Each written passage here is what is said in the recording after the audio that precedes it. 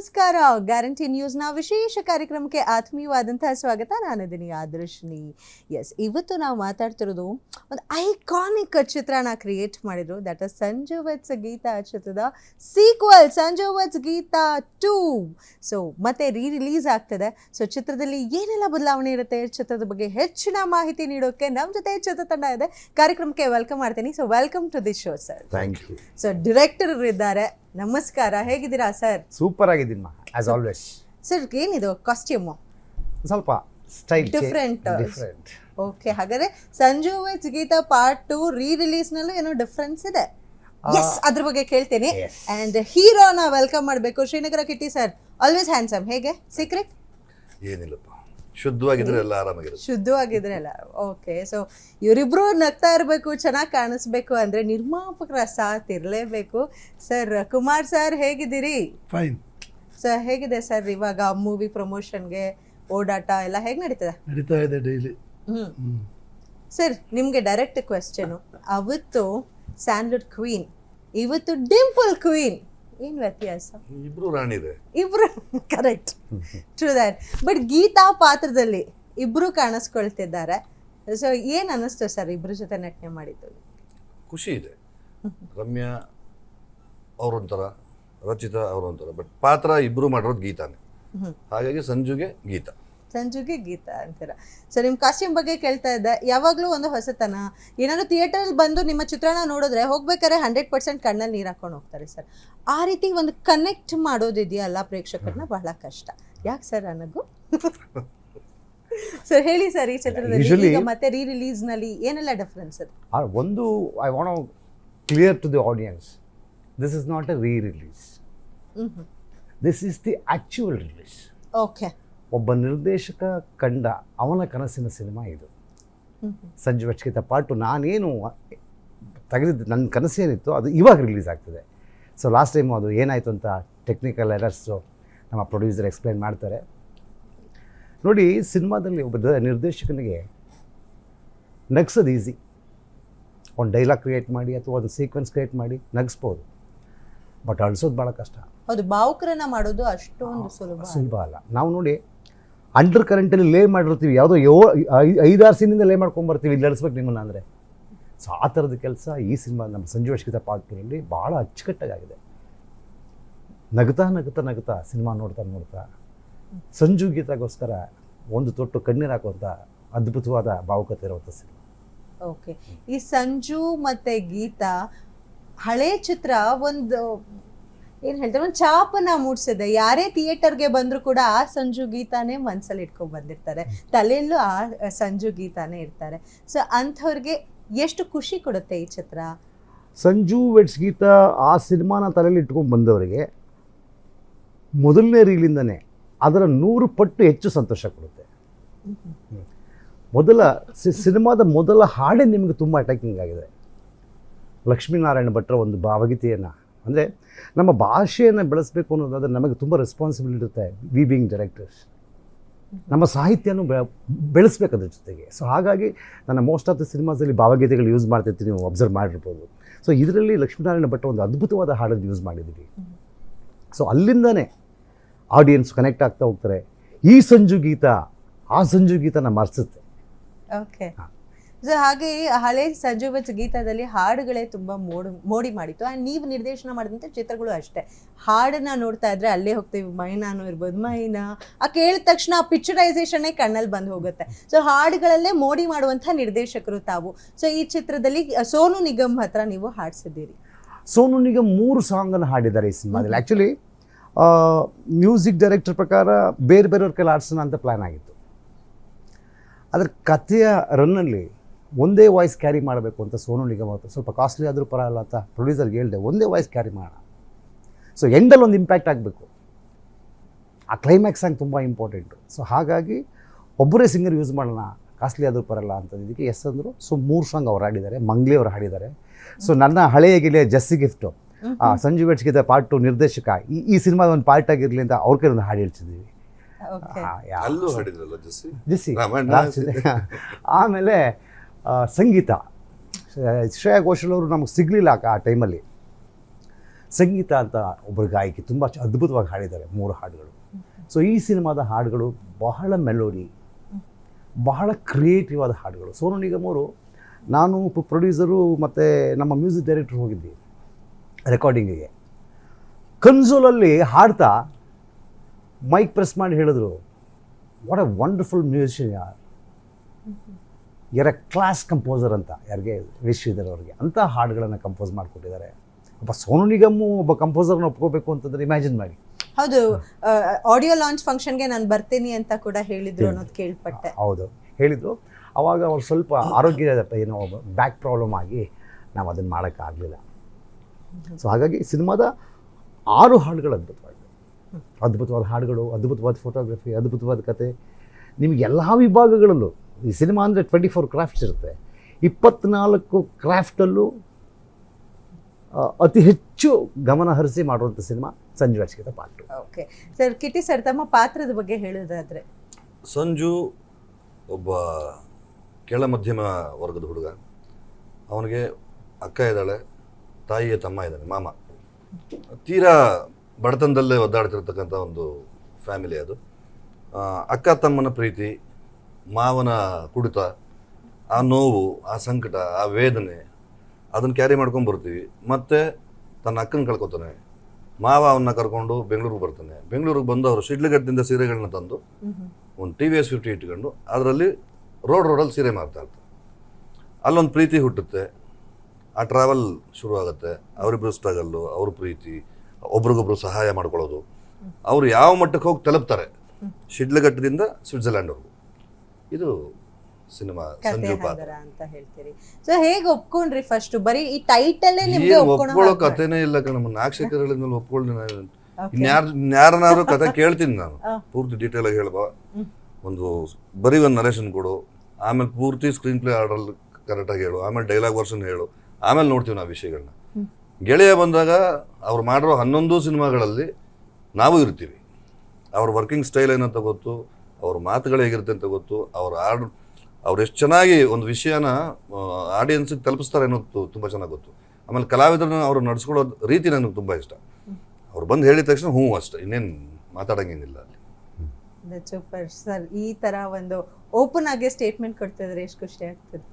ಖಂಡಿತ ಖುಷಿ ಆಗುತ್ತೆ. ಯಾಕೆಂದರೆ ನನ್ನ ವರ್ಕಿಂಗ್ ಸ್ಟೈಲ್ ಭಾಳ ಇಷ್ಟ. ನಾವು ಈ ಟೆನ್ಷನ್ ಮಾಡ್ಕೊಂಡು ಸಿನಿಮಾ ಶೂಟಿಂಗ್ ಮಾಡಲ್ಲ.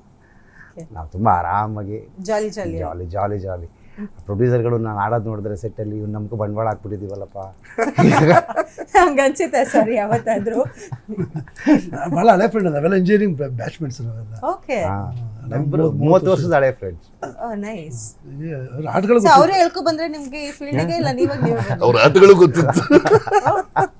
ಓಕೆ, ನಾನು ಯಾರು ಹೇಳ್ಕೊಂಬರ್ಲಿಲ್ಲ. ಎಲ್ಲ ಫ್ರೆಂಡ್ಸಿಂಗೆ ಡಿಸ್ಕಷನಲ್ಲಿ ನಾನು ಆ್ಯಕ್ಚುಲಿ ಈ ಸಂಜೆ ಗೀತಾ 2 ಮಾಡಲಿಕ್ಕೆ ನಾನು ಇರಲಿಲ್ಲ. ನನ್ನದೇ ಒಂದು ಸಿನಿಮಾ ಸ್ಟೋರಿ ಇತ್ತು, ಅದನ್ನು ಮಾಡೋಣ ಅಂತ ಡಿಸ್ಕಸ್ ಮಾಡ್ತಾಯಿದ್ದು. ಆ ಮಧ್ಯದಲ್ಲಿ ಒಂದ್ಸಲ ಹಿಂಗೆ ಡಿಸ್ಕಷನ್ ಆಯಿತು, ಕೇಳಿದೆ, ಭಾಳ ಖುಷಿ ಅನ್ನಿಸ್ತು. ತುಂಬ ಚೆನ್ನಾಗಿ ಒಂದು ಒಳ್ಳೆ ಮೆಸೇಜ್ ಇರೋಂಥ ಸಬ್ಜೆಕ್ಟು. ಫಸ್ಟ್ ಇದು ಮಾಡಿ ಆಮೇಲೆ ಅದನ್ನು ಮಾಡೋಣ ಅಂತೇಳಿ ಅದ್ರಲ್ಲಿ ಏನು ಯಾವುದೋ ಡಿಸ್ಕಷನ್ ಆದರೆ ಏನಿಲ್ಲ, ಸ್ಟಾರ್ಟ್ ಮಾಡಿದ್ದು. ಚೆನ್ನಾಗಿ ಏನು ನಾಗಶೇಖರ್ ಅಂತ ಅಂದಮೇಲೆ ಗೊತ್ತಲ್ಲ, ಮ್ಯೂಸಿಕ್ಕು, ಇನ್ನು ಲೊಕೇಶನ್, ಫೋಟೋಗ್ರಫಿ ಎಲ್ಲ ನೀಟಾಗಿ ಮಾಡಿರ್ತಾರೆ. ಯಾಕಂದರೆ ಹಳೆದೆಲ್ಲ ನೋಡಿದ್ದೀವಲ್ಲ, ಅದೇ 30 ವರ್ಷದ ನೋಡ್ಕೊಂಡೇ ಬಂದಿದ್ದೀವಿ ಅವ್ರನ್ನ. ಆದ್ರಿಂದ ಒಪ್ಕೊಂಡ್ರಿ ಅಂತ ಹೇಳ್ತಿದ್ದೀರಿ. ಚೆನ್ನಾಗಿ ಮಾಡಿದ್ದಾರೆ ಸರ್. ರಿಲೀಸ್ ಇವೆಂಟ್ಗೆ ನಮ್ಮ ಕರುನಾಡ ಚಕ್ರವರ್ತಿ ಎಸ್ ಶಿವಣ್ಣ ಬಂದಿದ್ರು, ತುಂಬ ಖುಷಿ ಆಯಿತು. ತುಂಬ ಪ್ರೀತಿಯಿಂದ ಹಾರೈಸಿ ಆಶೀರ್ವಾದ ಮಾಡಿ ಹೋಗಿದ್ದಾರೆ. ಅವರು ಇವತ್ತು ರಾತ್ರಿ is travelling to US. 10 days ಆಗುತ್ತಮ್ಮ. ಅಲ್ಲಿ ರಿಲೀಸ್ ಮಾಡಿದರೆ ನಾನು ಅಲ್ಲೇ ನೋಡ್ತೀನಿ, ಇಲ್ಲಾಂದ್ರೆ ನಾನು ಬಂದ ತಕ್ಷಣ ನೋಡ್ತೀನಿ ಅಂತ ಹೇಳಿದ್ರು. ಓ, ದಟ್ಸ್ ಸೂಪರ್. ಸೊ ಎಲ್ಲರಿಗೂ ತುಂಬ ಸಪೋರ್ಟ್ ಕೊಡ್ತಾ ಇರ್ತಾರೆ ಶಿವಣ್ಣ. 100% ಶಿವಣ್ಣ ನಮ್ಮ ಇಂಡಸ್ಟ್ರಿ ಬೆಳಿಬೇಕು ಅಂತಂದರೆ ಈಗ ಅವರು ನಾಯಕತ್ವ ತಗೊಂಡು ಮಾಡಲೇಬೇಕು. ನಾವೆಲ್ಲ ಅದನ್ನು ಮಾತಾಡ್ಕೊಂಡಿದ್ದೀವಿ. ಅವ್ರು ಬಂದ ತಕ್ಷಣ ಕೂತ್ಕೋತೀವಿ, ಅಣ್ಣ ನೀವು ಆ್ಯಕ್ಟಿವ್ ಆಗಿದ್ದೀರಾ, ಇಲ್ಲಿನ ಯಾರ ಮಾತು ಯಾರು ಕೇಳೋ ಥರದ್ದು ರಿವಾಜಿಲ್ಲ. ನಮ್ಗೆ ಅದ್ರ ಬಗ್ಗೆ ತುಂಬ ದುಃಖ ಇದೆ, ಅಸಮಾಧಾನವೂ ಇದೆ. ಶಿವಣ್ಣ ಅವರು ಬಂದು ನಾಯಕತ್ವ ತಗೋಬೇಕು. ಅವರ ನಾಯಕತ್ವದಲ್ಲಿ ನಾವೆಲ್ಲ ಅವ್ರನ್ನ ಫಾಲೋ ಮಾಡಬೇಕು ಅನ್ನೋ ಒಂದು ಆಸೆ ಇದೆ.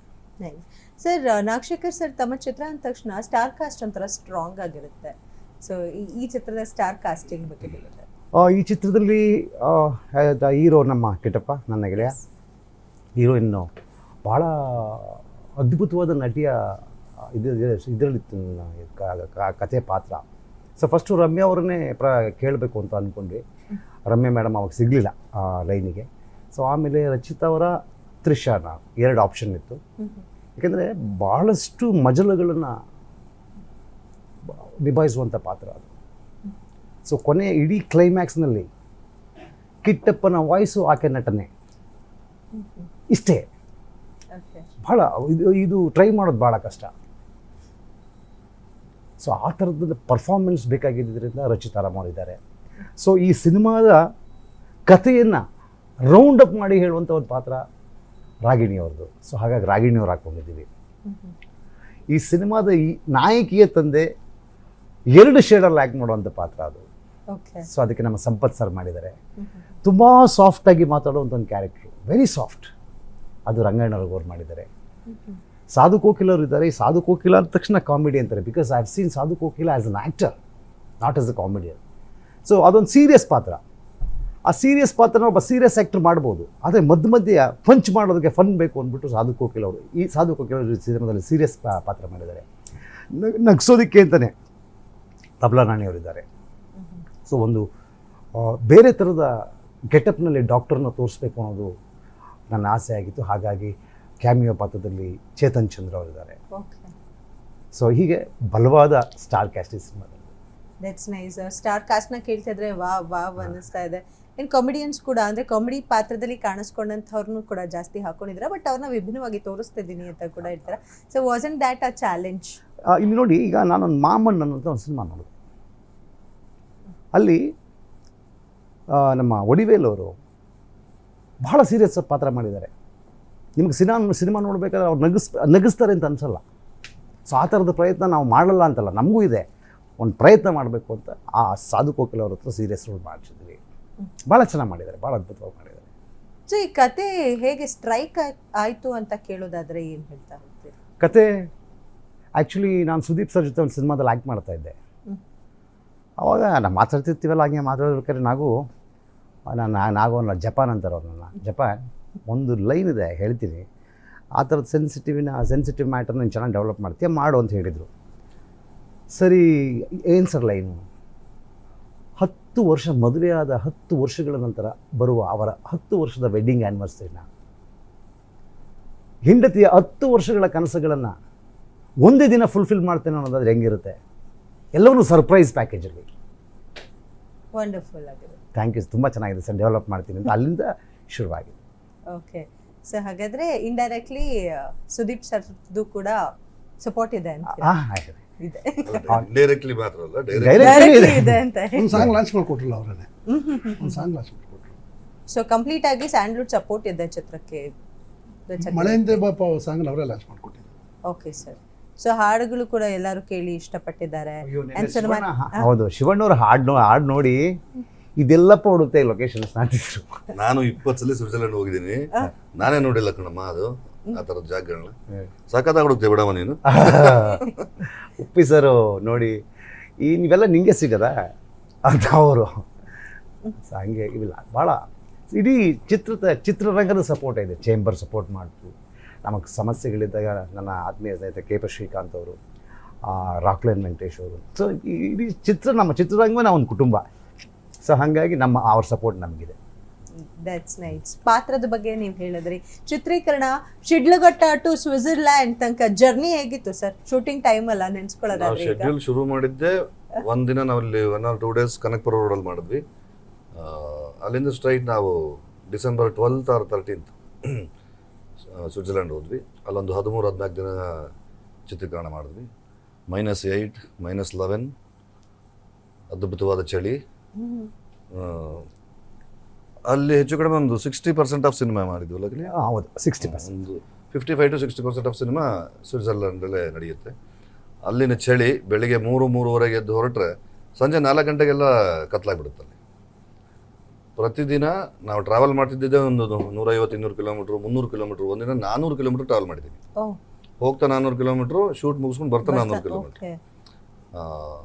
ಅಲ್ಲೊಂದು 13 ದಿನ ಶೂಟಿಂಗ್ ಮುಗಿಸ್ಕೊಂಡು ಬಂದು ಮತ್ತೆ ನಾವಿಲ್ಲಿ ಬೆಂಗಳೂರಲ್ಲಿ ಒಂದಷ್ಟು ಪೋರ್ಷನ್ ಶೂಟ್ ಮಾಡಿ ಇವನ 10 ವರ್ಷದ ಹಿಂದಿನ ಗೆಟಪ್ಗೆ ರೆಡಿಯಾಗಿ ಶಿಡ್ಲಘಟ್ಟದಲ್ಲಿ ಮತ್ತು ಬೆಂಗಳೂರಲ್ಲಿ ಒಂದಷ್ಟು ಪೋರ್ಷನ್ ಶೂಟ್ ಮಾಡಿದ್ವಿ. 1-2 ದಿನ ನಾವು ಗಗನ್ ಚುಕ್ಕಿ ಭರತ್ ಚುಕ್ಕಿ ಫಾಲ್ಸ್ ಶೂಟ್ ಮಾಡಿದ್ವಿ. ಆ ಫಾಲ್ಸ್ನ ಸತ್ಯ ಹೆಗಡೆ ಯಾವ ರೀತಿ ಕ್ಯಾಪ್ಚರ್ ಮಾಡಿದ್ದಾನೆ ಅಂದರೆ, ಚೆನ್ನೈಯಲ್ಲಿ ಸಿನಿಮಾ ರೀ ರೆಕಾರ್ಡಿಂಗ್ ಮಾಡ್ತಾ ಅಲ್ಲಿರೋ ಮ್ಯೂಸಿಷಿಯನ್ಸ್ ಎಲ್ಲರೂ ಮತ್ತು ಟೆಕ್ನಿಕಲ್ ಟೀಮ್ ಅವರೆಲ್ಲರೂ ಸ್ವಿಟ್ಜರ್ಲ್ಯಾಂಡ್ನ ಅಲ್ಲೊಂದು ಫಾಲ್ಸ್ ತೋರಿಸಿದ್ದೀವಿ. ಅದ್ಯಾವುದು ಹೆಸರು? ರೈನ್ ಫಾಲ್ಸ್ ಅಂತ, ಅಲ್ಲೊಂದು ಆ ಸಾಂಗಲ್ಲಿ ಬರುತ್ತದು. ಅದನ್ನು ಅವ್ರು ಎಕ್ಸೈಟ್ ಆಗಲಿಲ್ಲ. ನಮ್ಮ ಗಗನ್ ಚುಕ್ಕಿ ಬರ್ಚುಕ್ಕಿ ನೋಡಿ, ಸರ್ ಎಲ್ಲಿ ಸರ್ ಇದು ಜಾಗ, ನಾವು ನೋಡೇ ಇಲ್ವಲ್ಲ ಸರ್. ತಮಿಳವ್ರು ಸುಮಾರು ಬರ್ತಾರೆ ಇಲ್ಲಿಗೆ, ಮೈಸೂರಿಗೆ ರೆಗ್ಯುಲರ್ ಆಗಿ ಬರ್ತಾರೆ ತಮಿಳ್ ಸಿನಿಮಾಗಳು ಮಾಡೋಕ್ಕೆ. ಅವ್ರುಗಳಿಗೆ ಆ ಜಾಗ ಗೊತ್ತಿಲ್ಲ. ಇಲ್ಲ ನಾವು ಇದನ್ನೆಲ್ಲರಿಗೂ ಹೇಳ್ತೀವಿ, ಇವಾಗ ನಾವು ಎಕ್ಸ್ಪೋಸ್ ಮಾಡ್ತೀವಿ ಈ ಜಾಗನ ಅಂತ.